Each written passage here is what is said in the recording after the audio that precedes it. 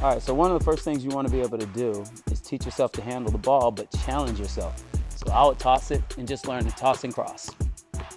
Whatever move it is, through the legs, behind the back. So once you can toss and cross, that's forcing me to go a certain speed. So when you're at home practicing with yourself, you want to get props and just different things, whatever's around the house, to force you to train at the speed you need to train and just make yourself uncomfortable. You have to become comfortable being uncomfortable. So what we're gonna do now is, let's say we work on double moves. If I were at home by myself, I'd go or. That's not getting me better. That's staying in my comfort zone. What makes me uncomfortable is tossing this beanbag and having to go a certain speed in order to catch the beanbag. So now I toss it. Now I have to go a certain speed. So each time I go really quick, even if it's a double move. Obviously, you got to work on your toss.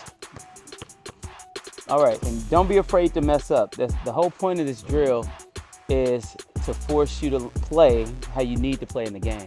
So you need to mess up when nobody's in the gym. So if I can start off with just the in and out crossover,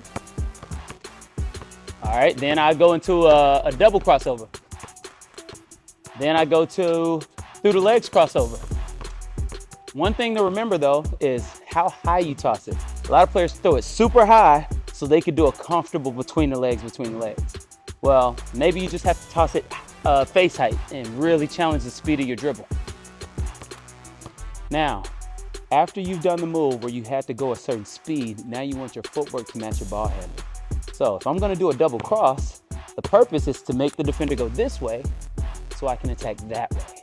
So doing this isn't gonna do anything for me, but doing this is gonna open up the right lane for me. So now I'm not just gonna toss and do a double move, I'm gonna toss and have my footwork match my ball handle and go.